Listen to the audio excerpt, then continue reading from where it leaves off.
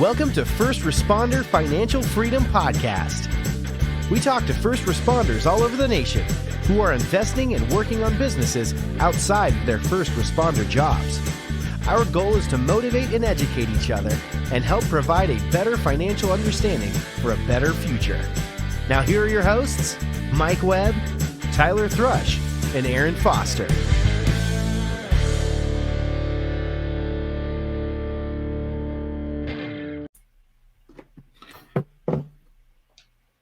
All right, guys, we're back with Hank with Hasty Fire Products.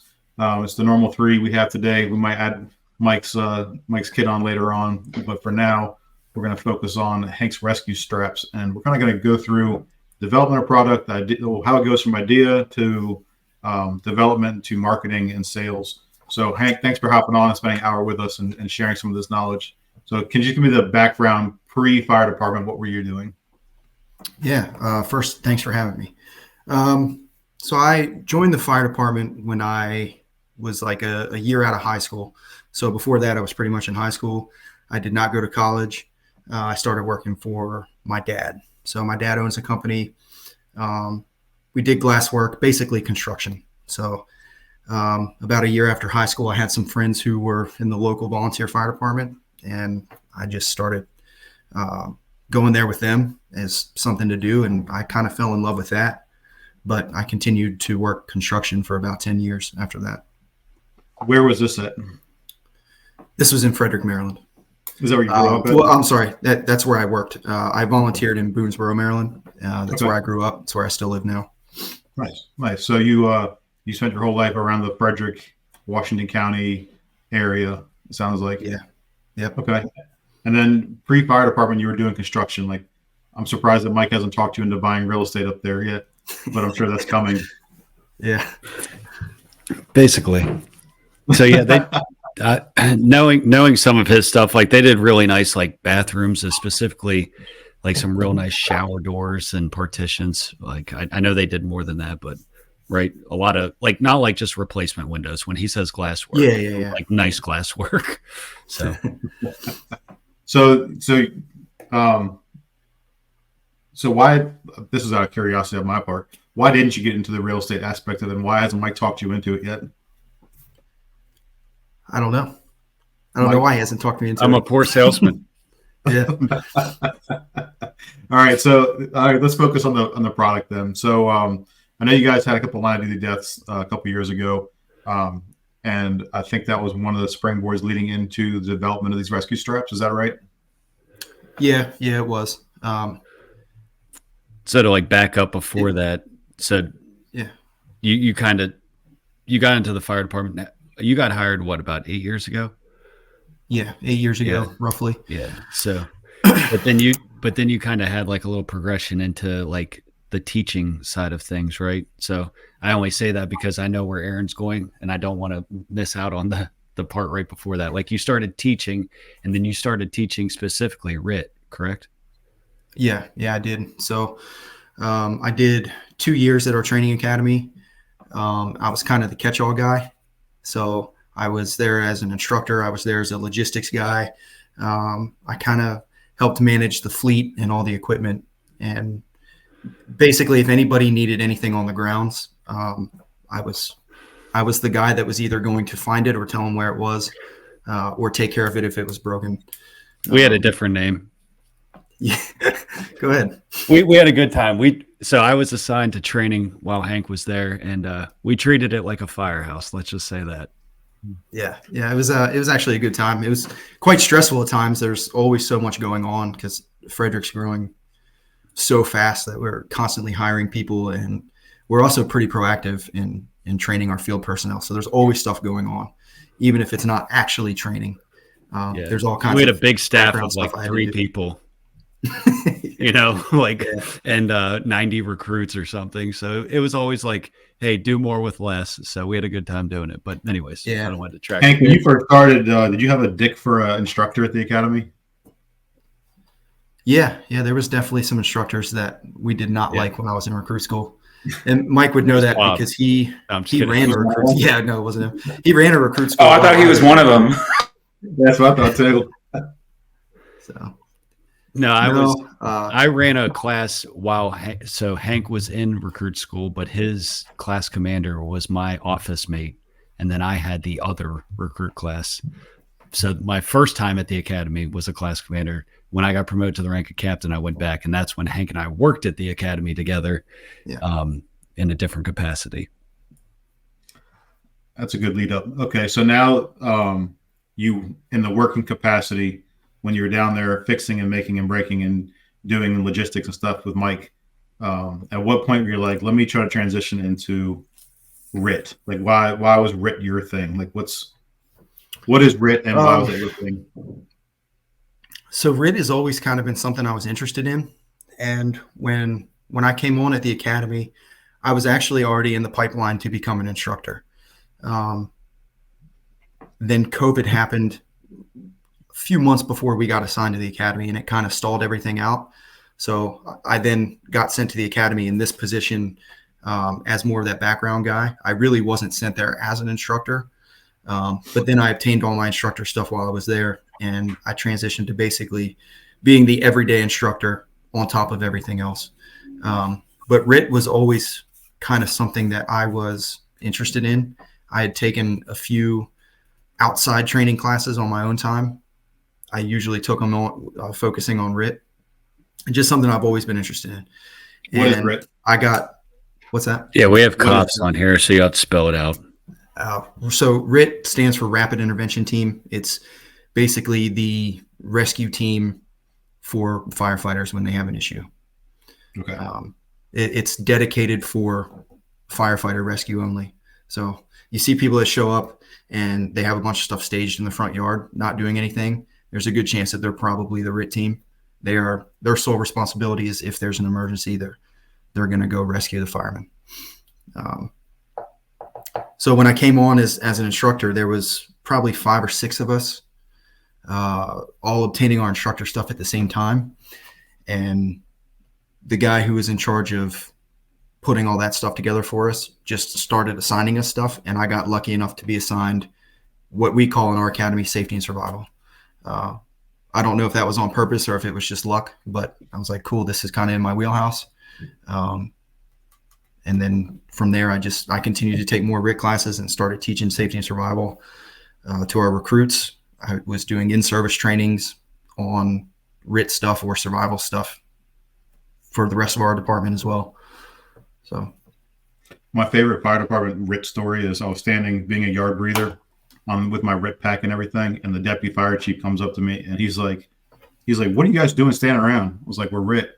So he goes to my officer and he's like, you guys think you can put this fire out? He's like, yeah. He's like, all right, go put it out for me real quick. Okay. So yeah, I'm not going to say how we went and put it out, but we put it out real quick. And he was like, all right, thanks guys. Now you can go home. So I put us on service and made them do the mop up because they couldn't put the fire out to start. And all. I was like, it's the best RIT day ever. Like, yes. So, all right. So the classes that you were taking for RIT, I'm guessing they were outside classes, like you mentioned. How would somebody go about doing outside classes for that specific purpose? The best way is to either follow different training companies on social media or even just search for them on Google. So there's a ton of training companies now. It seems to be like the new cool thing to do.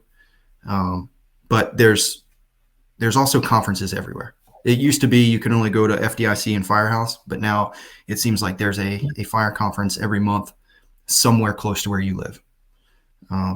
So you just got to kind of do a little searching or a little bit of networking to find the leads. But one of the good ones, I also work part-time for a company called Capital Fire Training, and we do a lot of we actually do a lot of RIT stuff, and sometimes I lead the RIT program with them too.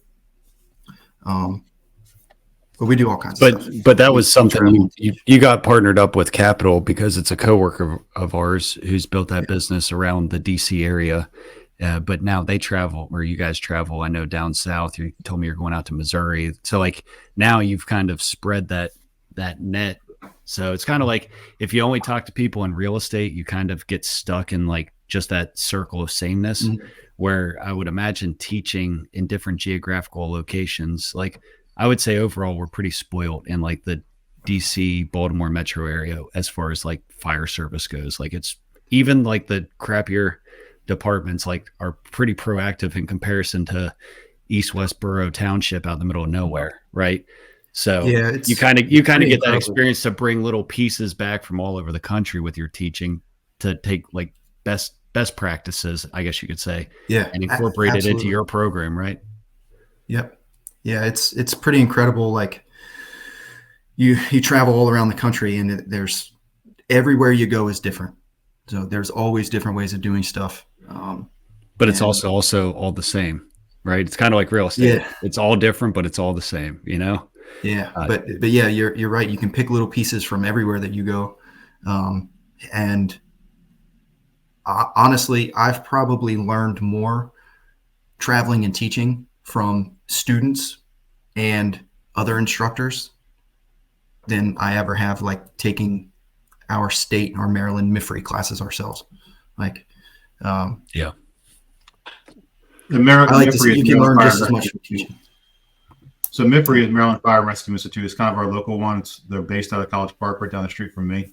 So what he's referring to, if anybody's listening from outside the DC metro area, it's kind of like our institution where they go around Maryland and do teaching and do classes and whatnot. So I agree. Like when you're stuck in one area, you're kind of confined to their knowledge and their expertise and experience. But when you go somewhere else, like I was talking to an FDNY guy yesterday, that FDNY is very truck heavy in operations, whereas DC is very engine heavy in operations. So like there's stuff that I can learn from them, especially with like rescue and repelling and blah, blah, blah, that I'm not going to learn in the DC metro area. Yes, we have some great rescue squads stuff in the DC metro area, but that's what kind of their bread and butter is up there for high rises. So I agree with you 100%. Like if you go outside of an area, like obviously Tyler, his experience in LA County is going to be starkly different than ours in the DC metro area because we just have different operations. We have much better looking helmets than they do, but I mean, that's not here nor there.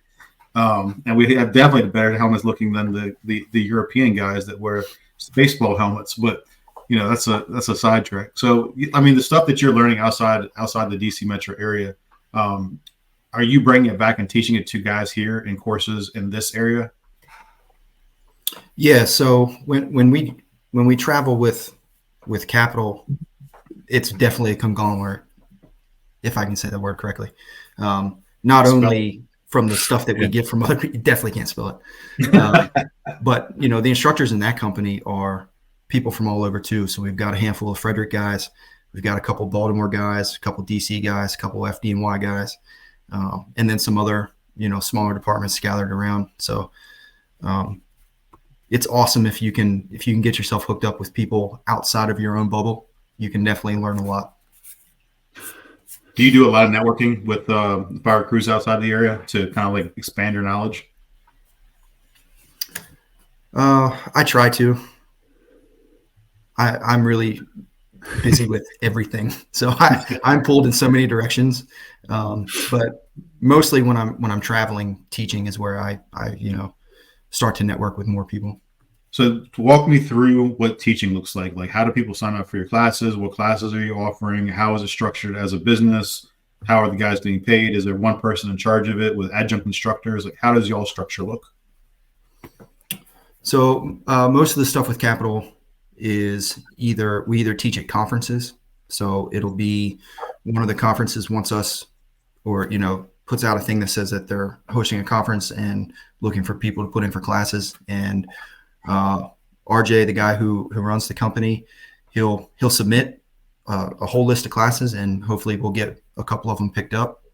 And then, you know, they usually pay for us to fly out there and put us up in a hotel, and then we teach. And some of the trainings we do are actually charity. So actually a good amount of them are either charity events or they don't pay us much, if at all. But they always cover, you know, travel and expenses and stuff like that. Do you take courses while you're there? What's that? Do you take courses while you're there? I don't when I'm traveling teaching. There's usually not enough time. Okay. But I have gone to others. I would like to do more on my own too, but time is always the thing that we seem to miss. But I've been to FDIC, I've been to Firehouse, which is no longer, and I've been to a couple of small ones locally. So we did, this is just for anybody listening, speaking engagements. Once you create a name for yourself, you can get paid fairly well for it. So I have if you ever know who John Riggins is, he's an old Redskins player. So he lives in the DC metro area. He actually lives in Potomac. And he used to actually drink and hang out with firefighters back in the 80s and 90s. And his speaking engagement costs about $10,000 to come have him speak. And I was able to talk him into coming and doing a free speech for one of our recruit classes when they graduated. And then one of my exes, she used to get $7,500 per speaking engagement for 45 minutes. And they would have to fly her business class or two regular fare, and then put them up in at least a 4-star hotel wherever she was staying for at least 2 nights. So like once you start creating a name for yourself, which it sounds like you guys are working on that capacity, you can kind of write your own checks at some point.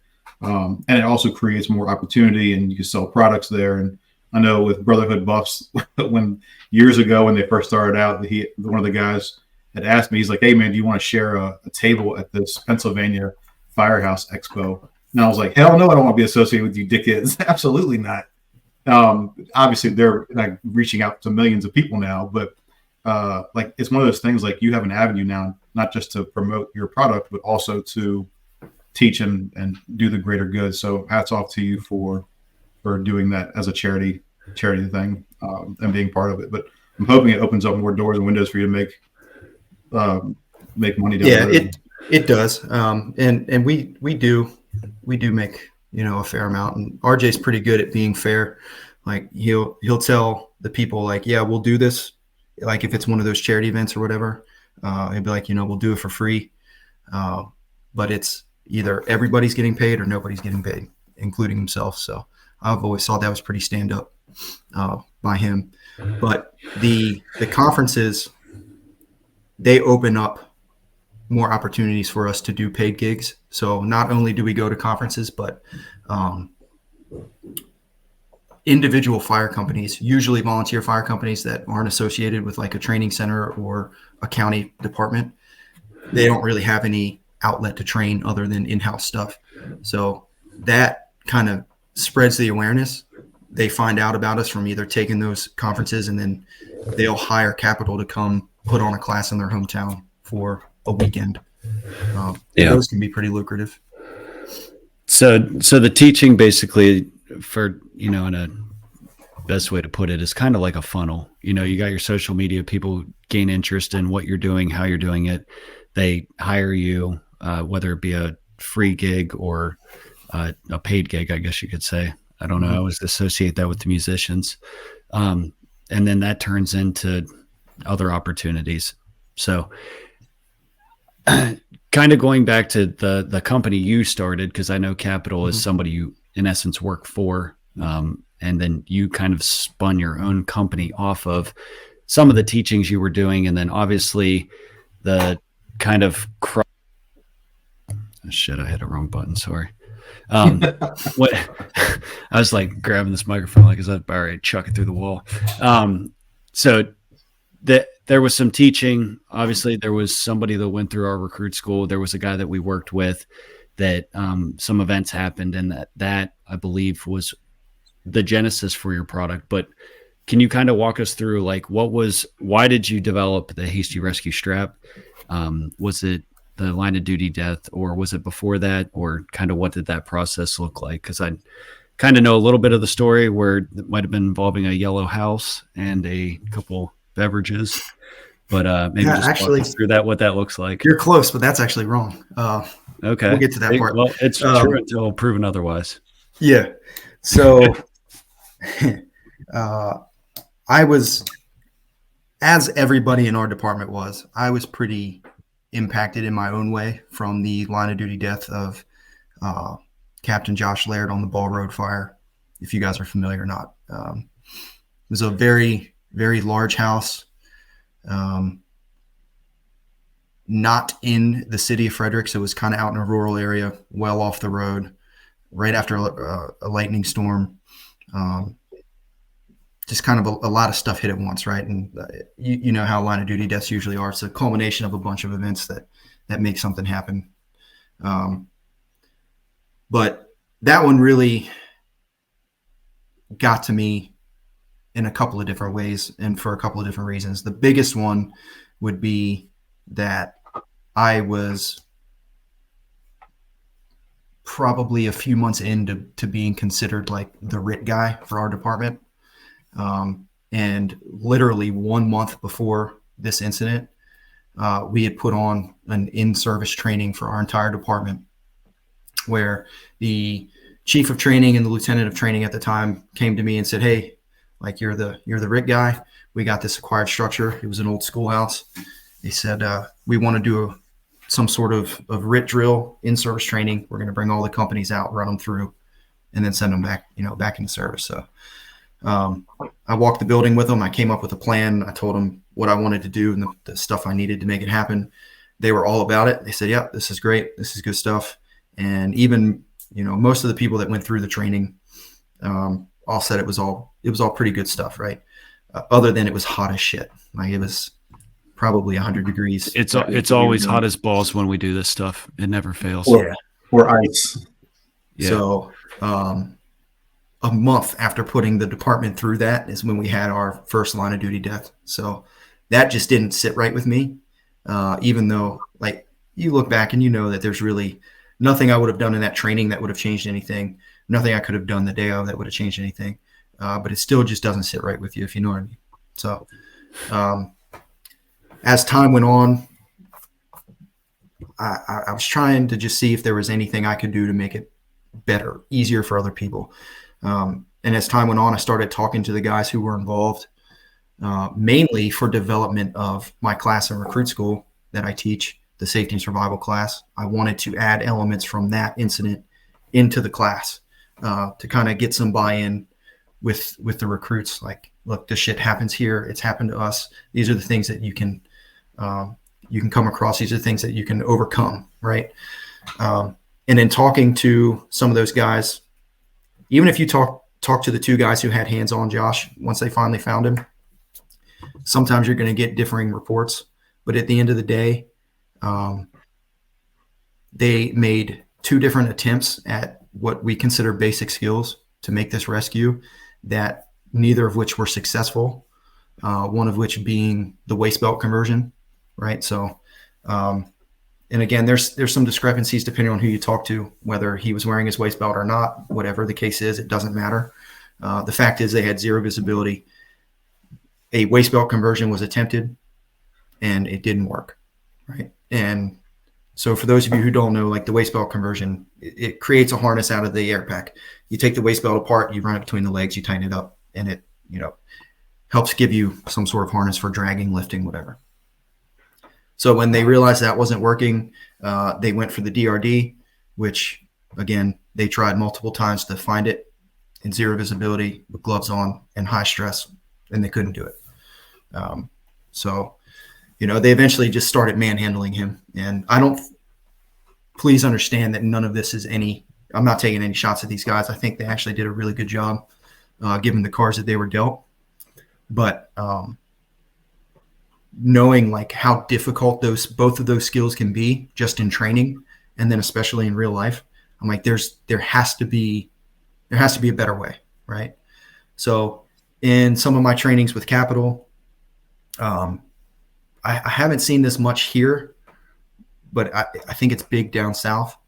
You see a lot of guys use rope rescue pick-off straps to do easier packaging of down firefighters. So it's basically just a cinch strap. They add some carabiners to it, and you can attach, up top and between the legs pretty quickly. But the problem with those are they're kind of bulky, a little bit clunky. They don't fit in your pocket very well.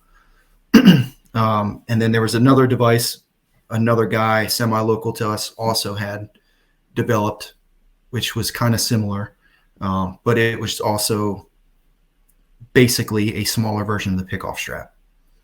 And I was just thinking about it one day and trying to basically make improvements to that one when I was at a brewery.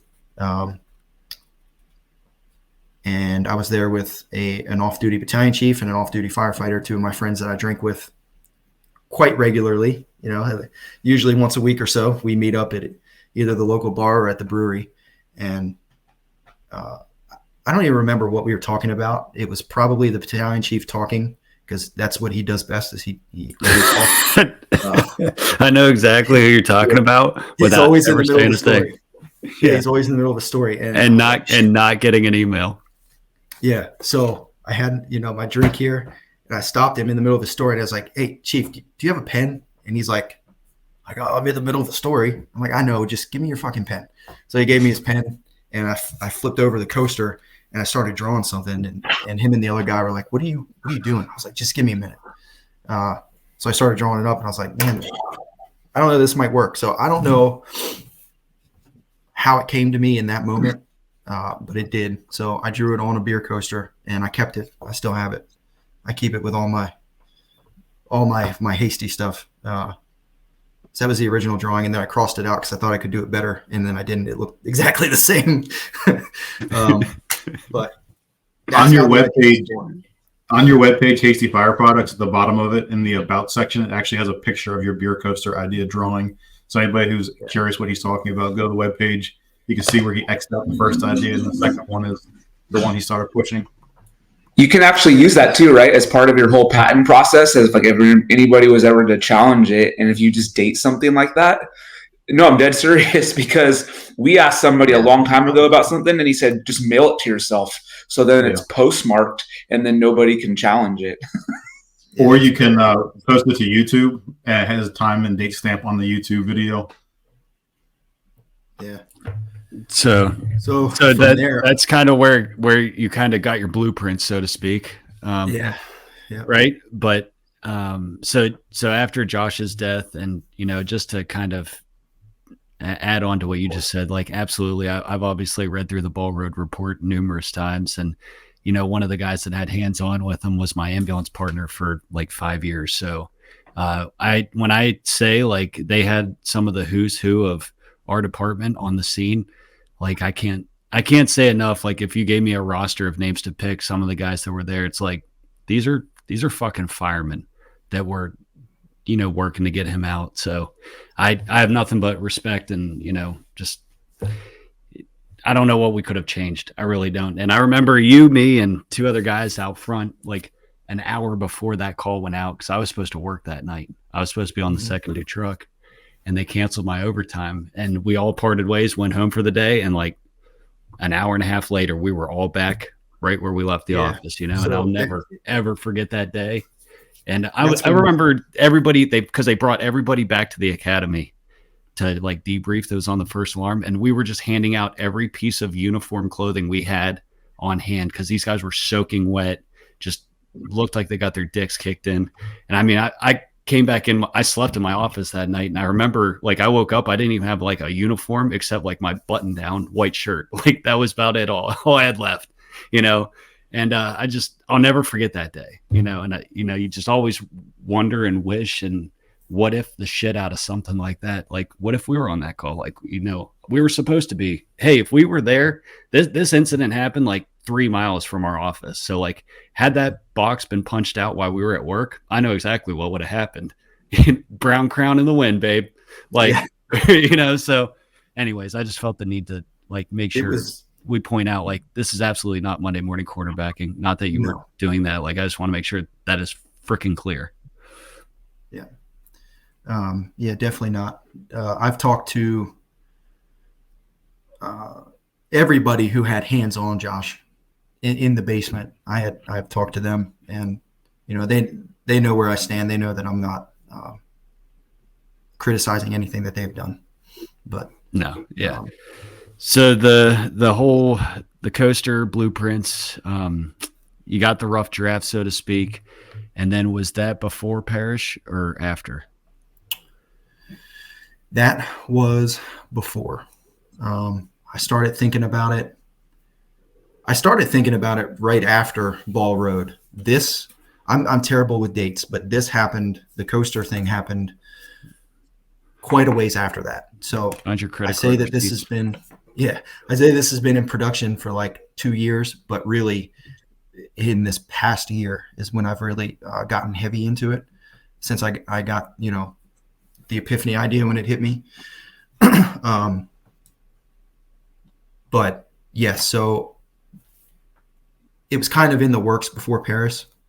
And then after Zach Paris died, that also helped me kind of ramp up into wanting to really make sure I can get this to the market. So Zach was a recruit in RC 32. He would have been the 6th safety and survival class that I taught. So, he sat through my class. And then I also help instruct throughout the other classes throughout the academy, right? I lead safety and survival, but I also assist with Fire 1, Fire 2, truck company, all that stuff I assist with. So I get to know the recruits pretty well by the time they graduate. So this guy, I can't remember how old he was, but he was an older guy as far as like not in his late teens or 20s getting hired. He in was recruit years, you're mid-30s. like if you're over 30 in recruit school, you're the old guy, like just automatically. But yeah, mid-30s, married, multiple kids. Great dude, man. I remember having multiple side conversations with him during trainings, and it would always start this way. Like we'd be cleaning up or switching between stations, and I would catch him staring at something, and I'd always be like, Paris, like, what are you doing? What are you staring at? What are you thinking of? And he would come up with something like, oh, I was just thinking about blah, blah, blah. And it would turn into a conversation. You could tell he was very happy to be there. Definitely wanted to be on the job. Coincidentally, he got assigned to Station 25, which was the same house that Josh Laird worked at. And I was lucky enough that I got to work with him one shift on overtime. We rode the ambulance together, and I talked to him the whole time. Like it was just a great time talking to him, right? And then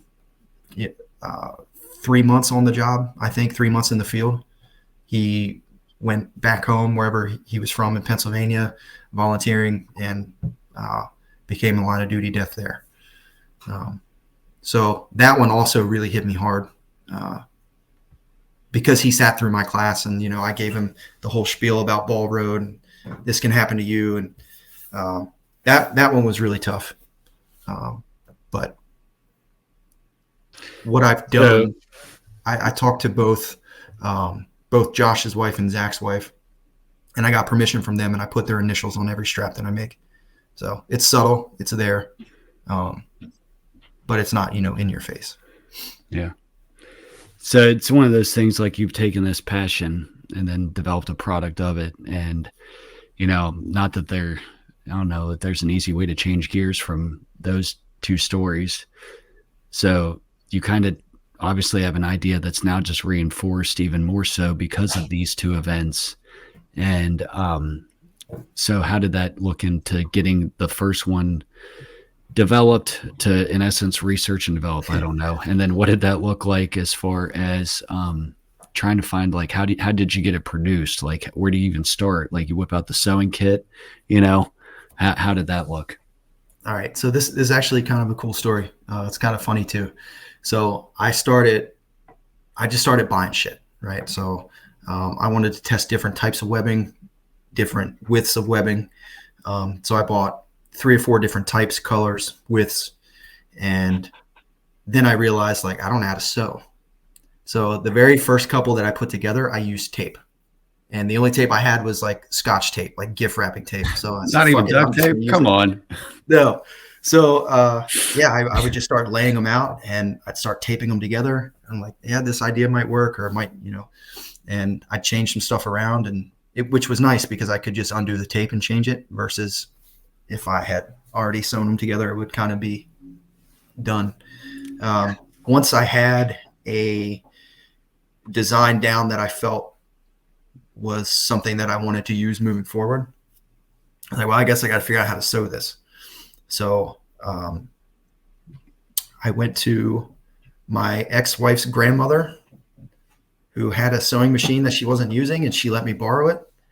And I watched some YouTube videos on how to use it. And I sat in my kitchen and I sewed a couple together, and they were horrendous. Sounds like a country song, man. Yeah. Yeah, it was pretty bad, but it worked. Like, I don't know if I would use them in real life, but it was enough, as a proof of concept or a prototype, whatever you want to call it. So I'm lucky enough that there's a company local to us in Frederick, right downtown, like pretty much in the middle between my firehouse and Mike's firehouse. And they do commercial sewing, custom sewing stuff. They actually manufactured, I don't know if they still do, but at one point they manufactured the Reeve sleeve for the EMS people who are listening. So I was like, they can probably do it. So I went there and I took my hand sewed one and I said, hey, can you guys make this, but professionally? But like, not yeah, absolutely. Yeah. So I gave them some of the material and they made a couple of them up for me. And from there, I started using them. So when I would travel with Capital, especially if we were doing a RIC class, we'd always pull them out and start playing with them. We'd mess with them, on shift, and just kind of started tweaking it from there. Right. Every time somebody new used it, they would have an idea, and some of those ideas might have been used, and some of them, weren't. But it really took a lot of like messing around with it, a lot of training, practicing, and then honestly the hardest part was finding carabiners. So there was kind of a specific way that I wanted the strap to work, and to do that, like I wanted to capture the entire shoulder strap on both of them, not just go to an attachment point. I want to capture the entire thing. Yeah, break down how it's set up, because I know you got two carabiners, you got two loops, you got an extension. So like break down, like paint me a picture of how this thing works. I can show you if you want. I need the listeners to understand it. All right. So it's a loop. How do I describe it? It's basically a long piece of webbing. It's adjustable. There's a cinch buckle. So it's about 10 feet long, and there's two carabiners. It's designed to go in your pocket, right? Yeah, it's designed to fit in your pocket. So you can roll it up. It'll fit in your pocket. There's two carabiners on it, one at each end. So, and then continuing on past the carabiners, the webbing continues on and comes back on itself and makes a loop that you can use for handles. So when you attach it, the carabiners are meant to capture the entire shoulder strap, and then you route the rest of the strap between the legs, capture the other shoulder strap, and then you can you grab the tab and you cinch it down tight. That makes it adjustable. Doesn't matter how big you are. It cinches it down and it makes a makeshift harness on the fireman. And then you can grab the handles as they continue on and tuck them up underneath the arms, and that'll put the body in a good position for dragging or hoisting, lifting, whatever you want to do. So basically you're encapsulating the whole body. You're connecting it to our existing SCBA harness. So it's just, your two connection points are going to be on the shoulder straps. It's going to loop around the crotch area and then come back up. That way you have an anchor point on the chest, and then you have a pull location that's you're not dragging them downwards. You're looping through and then pulling them upwards in case you're trying to pick them up and drag them out. That sounds about right? Yep, that sounds right. And then the carabiners are easier to manipulate than like you said, when we modify our harness on the BA using the seatbelt buckle. I'm assuming that was part of that process. It's like, hey, how can we do this where with zero visibility you can get like instant feedback and not be fumbling with the seatbelt buckle?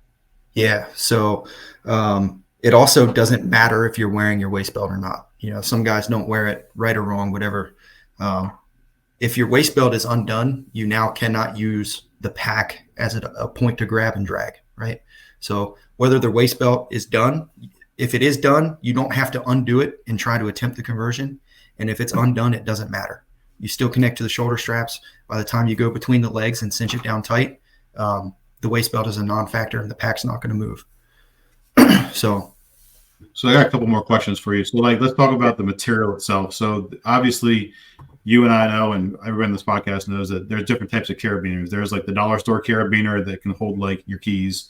And then there's like climbing carabiners that you can use that have, tension strength, and the fire department ones, and which ones. How did you choose and figure out which ones that you want to use? There's ones you click and pull down. There's ones you just open. There's ones that are locking. So which ones did you decide to go with?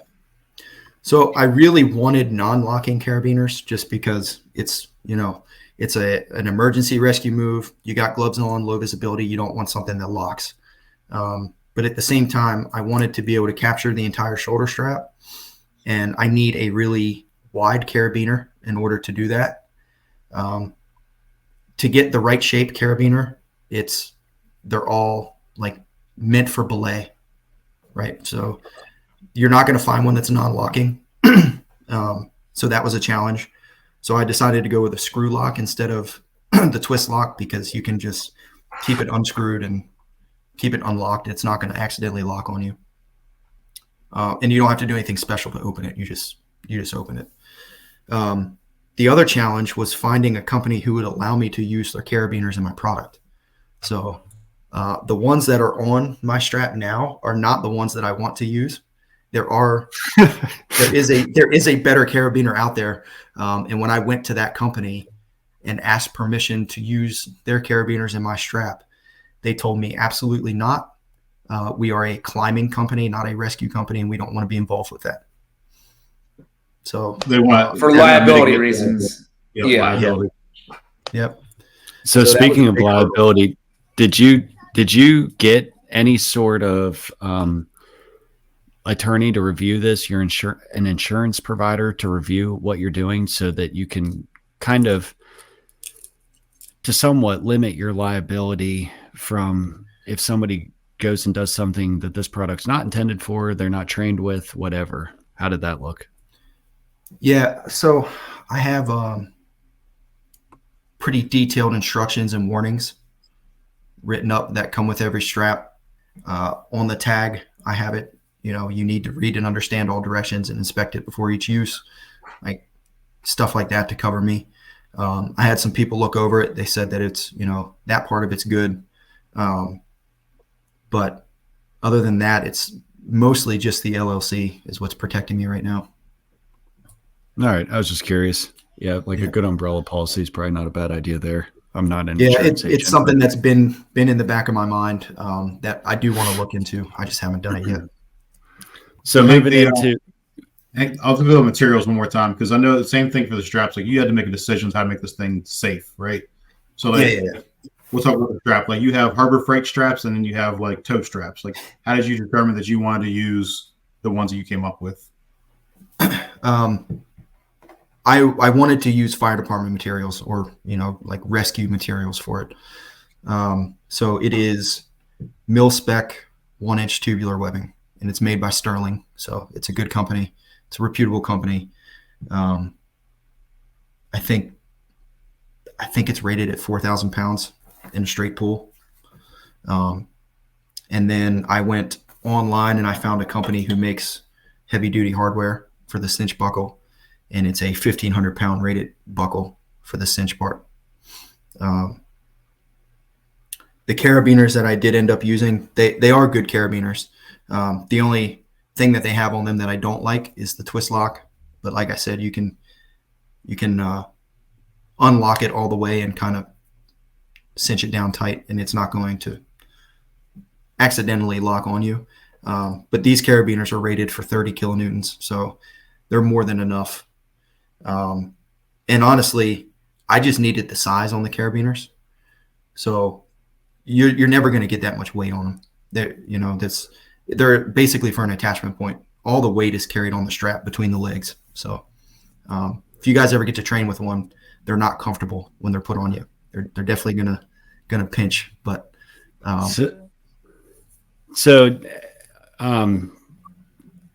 how did you go about getting them produced? Like, did you do like a pre-sale? Like, how did you? Because obviously there's a cost associated with getting these made, and then you're not going to get one made at a time, I presume. So how did you go about getting pre-orders or basically funding the production of? You've done one run thus far, is that correct? Yep. Yeah, I've done one production run. I am about to start my second.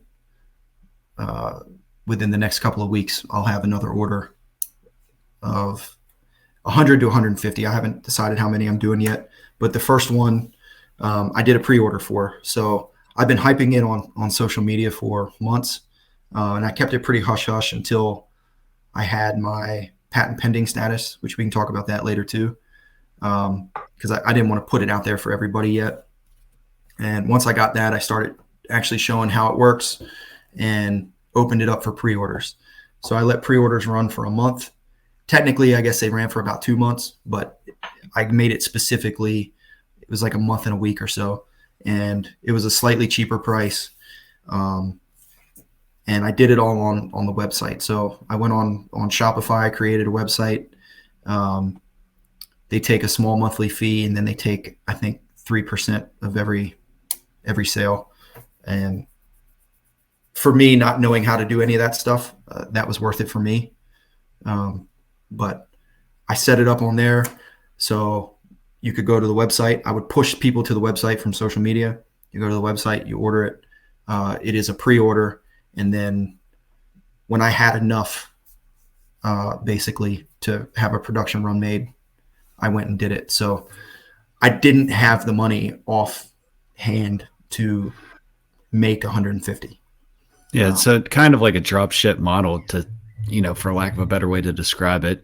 Basically, you get the order, so to speak, you get the money, then you make it, or then you fulfill the order. So, just in case we haven't been clear, it's Hasty Rescue Strap, and it's hastyfireproducts.com, correct? Yeah. The device. It's a lot of this is going to be hard to follow if you're on a podcast, but I would encourage you to go to YouTube, go to the website if you're looking at ordering one, or you kind of just have more questions about how it operates. So, Let me see so you get your first order. Go ahead. Let me see if I can present this real quick. Share screen. Rescue scrap, share. All right. So if you're watching this on YouTube, if you don't know, we have this on YouTube as well. So I just went straight to the website, hastyfireproducts.com, went to his shop, and this is the Hasty Rescue Strap. And it kind of breaks down everything that Hank was just kind of going over in terms of material, the carabiners, the cinch point, and then he's got videos on it too with other products, t-shirt stickers, because firemen love t-shirts and stickers for some reason. So like if you're watching this, you want to take a look, we'll post it in the Facebook group too, just kind of give some promotion out there. Like this is what you're looking at getting into is this strap in a package that will fit in your pocket in case you need it for rescue at some point, for a downed person, firefighter, dog, whatever. That's it. Cool. Thank you. Yeah, this is definitely one of those that's going to be easier probably to watch than to listen. Yeah. So you get your first order, you sold all 150, right? No, I have, I still have an inventory. So I ordered more than what was on the pre-order. Okay. Well, that way I could keep an inventory and I didn't have to keep doing that. So they are in stock now. So if you order one today, it'll be shipped within either the next day or the day after, depending if I'm on shift or not. I was going to say, is the shipping department Hank? It is, yeah. And the inventory warehouse is your living room? Yes. Yeah. So everything I'm doing is out of my home right now. So yeah, we just had a podcast like this. What's that? We just had a podcast with Sean talking about this. Like he was like, put everything on Amazon and don't do drop shipping, so you don't have to carry stock in your living room. Have you thought about doing that? Like put it on like Etsy / eBay / Facebook Marketplace and wherever else you can? So I have thought about it, but one thing that I learned in earlier business ventures is I'm not good at tracking shit. So I did some leatherworking stuff before, and I made helmet shields and mask covers and stuff, and it's hard to keep track of. Yeah. It's hard to keep track of, man. Like when you're selling on Facebook and Instagram and everywhere else. And it became too much. And so when I did this, I was like, I think this has a potential of actually taking off and I don't want to fuck this up. So I needed to make a template. That's when I found Shopify. I'm like, this is perfect. They can track my inventory and everything. So like even somebody I know, one of my best friends, the guy who sat next to me when I came up with this idea, he bought one, and he asked to buy one for me. And I told him, no, go to the website and buy it, because it tracks everything. And it takes the mistakes out of it. So yeah. I have that same problem with my woodwork. Like I have guys texting me and calling me like, hey man, I want to order this from you. Can you make this, this, and this? I'm like, yeah, but I've got 10 other orders. So like send me an email or order through the website. That way I can track and know exactly what you want and have all the information there. It also helps boost sales and boost recognition and Google clicks and stuff like that too. Yeah. Yeah. I'm with you. Marketing can be hard, man. Marketing and organizing all this stuff, especially starting out, can be tough because it's a lot of organization. But once you start getting systems in place, and Tyler always do not how, man. Yeah, you got to read do not how in place. It just helps so much with moving forward. So I'm doing a lot on social media. Yeah, that's good. Go ahead. Go ahead. No, I'll say that's good. I mean, you recognized from the first venture, hey, I'm not good at tracking stuff. Use Shopify. That 3% is the easiest money you're ever going to spend, and don't worry about it. It's the cost of doing business. Now you just factor it into your business, and it's a sunk cost. Like, hey, this is what it is, and it's going to help you grow and get your product out to more people, which is the goal, as opposed to have a crappy experience off the start and lose track of orders. And then they're like, we all know firemen, dude. You can either get the best reputation very quickly, or if you screw up one time, oh, Hank forgot to send me my Hasty strap 2 weeks ago. You'll never hear the end of it. So I think that was cool. I think that was smart that you knew that. Yeah. Even from the pre-order, I was still getting that, because there were some people who ordered at the beginning of the pre-order that waited almost 3 months. And I did get some messages quite frequently. And I would tell them, like, look, I know you're waiting. Thank you. Thank you for your patience. They are in production. I can't make them make it any faster. But, I market most of it on social media, and then working with Capital helps because they help push my product as well. And I get to travel around and use it. So I've actually, I wanted to get a map and start drawing in states that I've sold them to, but I think I've sold straps in like 15 or 16 different states already. So it's been pretty cool. Let's try and make it 50, guys. If you're listening to this, get on there and order one. Support a small fireman-owned business, all right? It's obviously there for a reason, too. It's not like he's selling you some dipshit product. Like, this is for a good thing. And, and yeah, I know we don't have the time on this episode, but, like, I would have loved to get into just discussing, like, how you've bridged that gap mentally about taking a passion product and obviously trying to turn some sort of profit. I know some of the backstory and some of the donations you've made to different charities and teaching symposiums in the name of the Hasty Rescue Strap. And, we didn't even have time to get into that. So it's one of those like profit, but with purpose, and it's one of those things that it all grew out of the passion for the job. And I think that's just super cool. And there's just so much more we could talk about. Maybe we'll have to have you back maybe after you get this second run. We'll definitely want to get this on the website, get the listing in the show notes so that if somebody is interested, because, I immediately start thinking like, hey, what about our buddies that are police? Like, how does this pertain to them? I can think of some situations where, hey, you hook this to their vest, man. Like, this is another thing they can drag. You can drag them out of a bad situation type of shit. So there's a lot of different ways we could have gone with this. But I appreciate your time. I know we're wrapping up here, but I know Aaron's probably got some closing questions. Sure. Let's just knock these out real quick. So Hank, if you can go back and give your younger self advice, it could be like pre-fire department, early fire department, or any time. What kind of advice would you give yourself? There's two big things that I would tell my younger self. And the first one would be basically be financially better.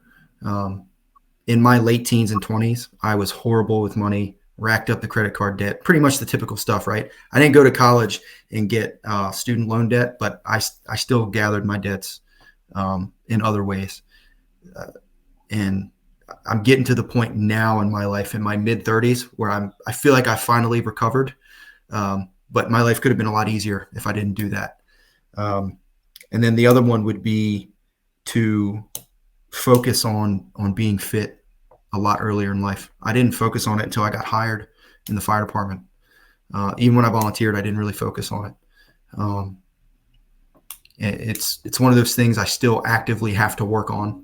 It's not easy, and it's because it wasn't ingrained to me at a young age. So those two things I think would really change my life if I could go those are fantastic things to kind of present to people. So last one, just so we can wrap this up, is if people want to look up or get a hold of you, can they contact you on Facebook, emails, phone number? What do you want to put out there? Yeah. So I'm most active on social media on Instagram. So the Instagram page is at Hasty Rescue Strap. It's all one word. And then the website is hastyfireproducts.com. So you can go to the website to purchase. You can go to the Instagram to see basically everything else I do. Everything that gets posted on Instagram also gets posted on Facebook. I'm just not as active on Facebook. So Facebook is it's just Hasty Fire Products. So everything is Hasty Fire Products except Instagram, which is Hasty Rescue Strap, because I started that one early, and then I kind of had a little bit of a following and didn't want to change it. So you got a good little following starting. I mean, you're up at 1,900 people, and it looks like I got like 4 or 5 mutual friends that are following it right now. So your name's definitely getting out there. So hats off to you, man. Congratulations. Thank you. Yeah, I think it's awesome, man. We need to do a part 2 and go into a bunch of other stuff. So I just want to say thanks for hopping on. Thanks for making this too, because we all know, I mean, you spend a long enough time in this career, you're either firsthand involved with it, or it's in your department, or you know somebody that goes through this, and it definitely opens your eyes. So thanks a lot, and I would love to have you back on for part 2. So schedule it right away so we can get you back on the schedule. Absolutely, I'd love to. Thanks for having me. All right, Hank. Thanks for hopping on. All right. See you guys. See ya.